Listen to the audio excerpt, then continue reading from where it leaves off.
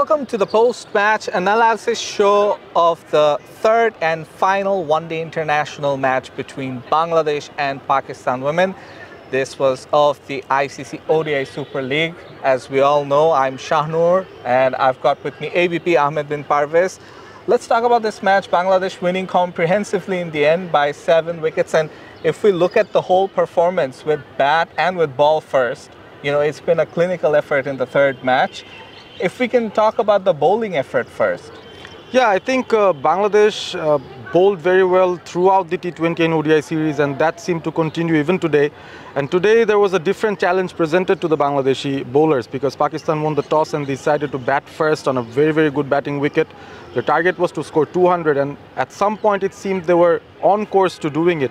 A 65-run opening partnership actually established that platform for them. But from that point on, Bangladesh really came back, and especially if we consider the 30 to 40 overs mark, just 27 runs scored and 2 wickets fell in that point, and that kind of pegged Pakistan a bit back. And in the end, they scored 47 from the last 10, but lost 5 wickets in the process. So absolutely, ultimately what happened is, overall, Pakistan could not manage more than 166, and the stranglehold for the Bangladeshi spinners were consistent again in this game. Exactly. Let's talk a bit about Nahida and her bowling. She was the player of the tournament, took 3 wickets once again, had a catch as well. How important was it for her to bowl well in this series throughout for Bangladesh to win this? I think she's already been Bangladesh's main spinner for quite a few years now. She's still very young. She's not even 24 years old. She started off when she was 15, 16. So she's been here for 8 years already in the international circuit. And after her brilliant performances against India, the expectation was higher that in home conditions, she would be the main go-to person for Bangladesh in terms of their spin. And she did that brilliantly in the T20 series, just carried over her form here. And the first game, Bangladesh lost the game, but she still managed to pick up 3 wickets in that game, and then getting 1 in the second. And today, again, she was back to her old self. She did brilliantly today as well, right from the beginning till the end. And specifically, I think the most important part that she brings in, it's not only her bowling, it's also her fielding effort. She took a brilliant catch today, diving forward, and that shows her commitment and her hunger to perform for Bangladesh women. Right. When it comes to the Bangladesh batting, we have to talk about Pakistan's batting. First, Sidra Amin with the top score of 84, and she was the top scorer in this match as well. Bangladesh almost followed a similar template with their batting in the run chase because Pakistan had a 65-run opening partnership. Bangladesh, though, got a 125-run opening partnership, and that was between Farzana Haq Pinky and Murshida Khatun. Pinky with 62 from 113 deliveries and Murshida with 54 from 106. Talk to us about this partnership. Well, I don't think this was something that we all expected very much. Firstly, because it's a tough Mirpur wicket. We've seen what happens, especially in the second half of the innings. The team batting second doesn't, score at a free-flowing rate usually. And even in the T20 series, we've seen batters struggle in the beginning of the innings. But this was a record partnership for Bangladesh. In the opening stand, the previous highest was 113 back in 2011, where Bangladesh did that in the opening stand against South Africa women. But they've broken that record by quite a few runs now. 125 is the new benchmark set by Pinky and Murshida.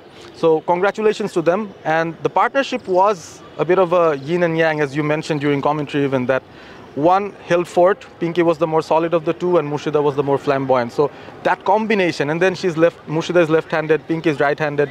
Those types of things, I think, put off the Pakistan bowlers a bit. They weren't at their best, I would say, Pakistan, especially during the first power play. And Bangladesh capitalized on that, scoring 40 of the first 10. That gave the platform. They just moved on and batted till the overs 35 until the partnership broke. And after that, I think Bangladesh was mostly in the game. It was just up to Pakistan to try and, delay the inevitable.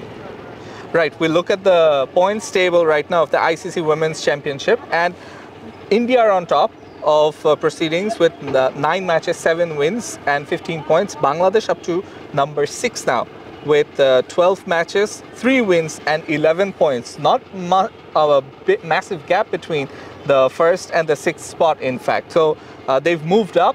They've overtaken Australia in the points table. Australia are 7th, England are at number 8, so some big teams there. And of course, South Africa at number 3, Pakistan at number 2 right now. on 14 points. So this was a very important series for Bangladesh to win in terms of this championship. Absolutely, and you know, these 2 points, they've taken Bangladesh to 6th in the table, and we all know that direct qualification for the World Cup is for the first 6 teams, the top 6 teams. The rest of the 4 that are playing the championships will have to play the qualifiers, and 2 from that qualifier round will join the 6 teams for the World Cup in 2025 that will be held in India. So India are already the hosts. So besides them, there are 5 other teams who are vying for those automatic qualification spots. Right. And it's good to see that Bangladesh moves up to the 6th place. But Pakistan, even after losing this series, I think they're still having their stranglehold on top. They're on number 2 position, which looks like they might be qualifying ultimately for the World Cup directly. Absolutely. For Bangladesh next, it's the series against South Africa next month, and that should be a very interesting series as well. But from us here at the Mirpur Sher-Bangla National Cricket Stadium, the home of cricket, this is me, Shanur Rabbani, signing off. A lot of thanks to you, Ahmed bin Parvez, and Cheers. a massive thanks to all of our co-commentators, Shomonnoy, Sami and Robi today, and everyone else that joined us throughout the Chattogram tour as well, including Shahzad and Tausif. And from everyone here at the crew, this is us saying goodbye. Take care. We'll see you very, very soon.